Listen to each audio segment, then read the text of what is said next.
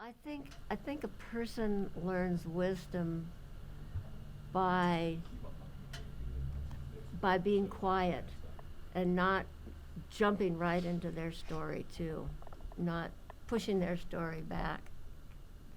And it makes life easier. An experience I had in India.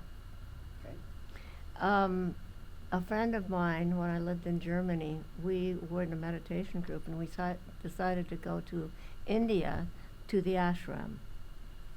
And we got into Bombay and we didn't have visas. We were told we didn't need visas. We got into Bombay, I don't know, it was about 11 o'clock at night. And the airport was filled, or at least the reception room was filled where they received us, and then we had to go through doors into the other place. And it was filled, there were long, long lines, and the planes come in sort of all at once, and then there's thousands of people, it seems like, and then there's nothing. Then it's this huge place is empty. So we got in and we waited in line, and there were about 3 or 4 people in front of us, young people, guys. And they didn't have visas. They were from America and they didn't have visas. They were so mad. They were Americans. And, well, we weren't going to get heated like that because we're not guys. And this was a little Indian, not much taller than me. And he says, no, no, no, no, visas, visas. They didn't have visas. He said, no, no, visas, visas. And they got so furious. They were so mad. And they were, you know, and he said, no, no, visas, visas. And they were really angry. And they were nasty and blah, blah, blah. And so he, in the end, wound up giving them 2 days to be in Bombay, but no place else, and then leave back to America. And Elisa and I, my girlfriend, we were looking at each other and saying, we don't have visas. What's going to happen? So we got up there and we said, we're so sorry, we don't have visas. We were told we didn't need visas. We're going to Swami Muktananda's ashram. It's very near. It's only about an hour away. That's where we'll be the whole time. We really apologize. He said, no visas, no visas? I said, no, we're so sorry. And he said, you go over there. And there was a big wall, a few yards away, and there were some chairs. So I said, you sit. So we sat. So it cleared out. Everything was empty. And we sat there, and we sat there. So we sat, and we just finally said, well, we don't know what's happening, so we just kind of gave in, and we just let it be what it was. And finally it cleared out again, and he said, no, you come. So we didn't know what was happening. So he took us in another big room, and there was a whole row of offices, and he said, you stay. And we didn't know what was going. So he left and he went into one of these offices. And a guard came up and was telling us, what are you doing? What's going on? All this stuff. And we said, and suddenly he came out of the office and he said, go, you stay. These are my people. And he said, he gave us each a little ticket. I don't know what that was for. And he said, you go out the door. You go. We went out the door, we got our baggage. We got into an old taxi which had no floorboards, and we got taken to the ashram. And we learned to let things be. Just when you're in a situation that you can't conceive of, you don't know what's happening. If you can't do anything at the moment, just let it be. Just let what's going on go on. There's nothing you can do. And relax, and somehow things work out. They really do. And I've had that experience all my life. This is when my life really changed. I had a young man who was helping me, and I was showing him how to cut the trim boards to put on top of the roof. Now you could buy them, you don't have to cut them. Had an old chains table saw up on the roof, on a cradle there, and the house was overlooking the Ballard Locks, and as you know, it rained so hard there that the roof was wet, and I slipped and fell and threw my hand on that saw, and that certainly changed my life entirely. And as you can see, the fingers, I can only bend them right here. I cut them all off. I gathered them up, and the surgeon from the hospital, happened to be in the Ballard Hospital at that time, sewed them on. And so I looked down, I saw those fingers were still there, but they're stiff. I can't bend them anyway, just right here at the knuckle. And I was so despondent. I said, how am I going to support my family? I can't type, I can't play the piano. I could play the piano at that time. And after about 3 days, I prayed to God and I said, God, if you'll see me through this, I'll serve you the rest of my life. And this is kind of hard to say. At that instance, I felt that I was touched by the Holy Spirit, and I woke up and I said, I can do it. And Willis at that time, my brother Willis, that had the rest home, nursing home, he said to me, he says, the state is getting into my business and I don't know how to handle it. Why don't you join me? You're an accountant, you understand the books, and the Medicare and Medicaid hadn't started yet, but the health department was looking at us pretty hard.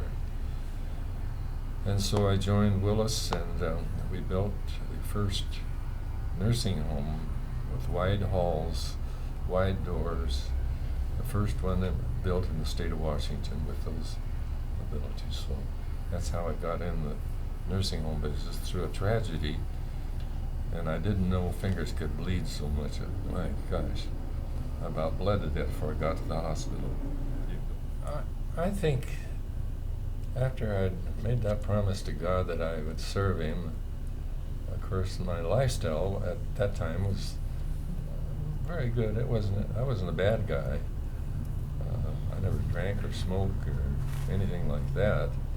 But I think my attitude was a little calmer and more reserved a bit. But after getting into the business, I could see what good it was doing, and how people responded to love and consideration and care and good food, and that part, of course, always increased and still does today. I live at Colonial Vista in the penthouse there, and I have a lifetime estate there, but I promised the ladies there, I'm going to live to be 105 to keep track of you all. So they kind of chuckled. Some of the 103-year-old ladies that are up there are still alive and active, and it's just makes your heart feel good that you're caring for those people. And so that's my philosophy today. If you are genuinely interested in people, you have an eye contact with people, and pretty soon there's something they'll mention, or you will mention, that shows they have an interest in it, and you can maybe ask them something about that, and then they will expound, and pretty soon, you know what it really is? It means looking people in the eye and letting them know that you care and you're interested in them, and they're going to tell you something, and perhaps you've opened a whole new avenue of knowledge that they can share with you, and it's just a matter of looking people in the eye and saying, "How are you?" and then listening You need to listen. If I could add something to a curriculum, to a school program, I would include a class in listening. Not just to the words people are saying, but what are they telling you really deeply? It's the way you have to listen to your children when you have children, the way you have to listen to anyone with an interest. When you show people that you're interested in them, they do respond well to you. My husband being very active, he was asked to run for the state legislature. He served in the state legislature for, I think, 6 terms, about that. And that was a very interesting experience. You go knocking on doors and saying, I'm supporting so-and-so. And I think it'd be really good. Here's some information. And he's asking for your vote. Well, that's really a one-on-one again, you know. Oh, there have been a lot of surprises. Generally. Well, actually, one of the surprises was that through all of this, and while I found it very interesting to have that short bit of political and governmental introduction to see how government did indeed work. The sad part was that the marriage then failed, and that leaves you with a whole nother situation where you're then dependent upon yourself finding what it is you would like to do to support yourself, finding out that it doesn't matter if people judge you or you know the truth, you move on, and while it was a very painful experience, I remember making a conscious decision at that time that my children and my grandchildren, I'm interested in their lives, and I'm never going to put them in a situation where they have to say, well, I'd like to have Mom here for the graduation, but if she's here, Dad won't come. Or I'd like to have Dad here, but if he's here, Mom won't come. Well, what a terrible thing for your children to have to decide. Well, they're painful areas. You learn from pain too. You learn from the heartbreaks. And I don't think any of us have too many scars. Through all of this, my faith has helped. My faith in God has been a big help. I'm not somebody that goes out recruiting, but I do know that my faith in God gives me a real inner peace. I don't spend a lot of time thinking, what if I had done this? What if I'd done that? That's just not something that's productive. I was raised by my mom initially by herself because my father was on a warship in sailing from Scotland to Murmansk during World War II. So when he came back into our home, which I think I was ruling at that point, the tables kind of turned, and it was very different. And we had a stormy relationship, to say the least, but there was a lot of good that came out of that, for sure. But my mom had been extremely lenient, and my father was very authoritarian. and I learned to get around it. I pretty much had a pretty lenient beginning to my life with my mom. I mean, I was pretty spoiled. It was really good for me, and I learned to, to really get into that and to make the most of it. There was one part of his teaching that was hard for me, and it was classical music. When he would put on some classical music, I would get extremely, afraid.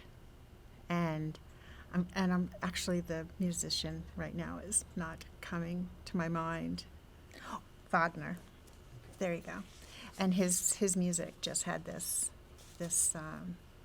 feeling like something very, very horrible was going to happen to me in my life. But I learned that I could control it, because I thought that it was kind of mean that he would play it when he knew that I didn't like it. But I came around to being able to, work through that myself. So I was preparing something for a publication to see if it would get into an anthology. It was from a high school, and they just chose a certain amount of poetry. And he saw it, and he said, "This needs to be changed, and this needs to be changed." And I didn't want to do that, of course. But, I did it. And the poem got accepted. And he said, "See?" And so I stopped showing him my poetry after that. And they still got accepted. So, but it was very hard. But I think he did have an interest, but the way we saw things was such a different worldview that, he wasn't kind of getting what I was saying, and I totally wasn't getting what he was saying. I mean, he had just come up, he had come from a very wealthy family that got torn apart, and that's probably why he was against my divorce. He ended up in a Catholic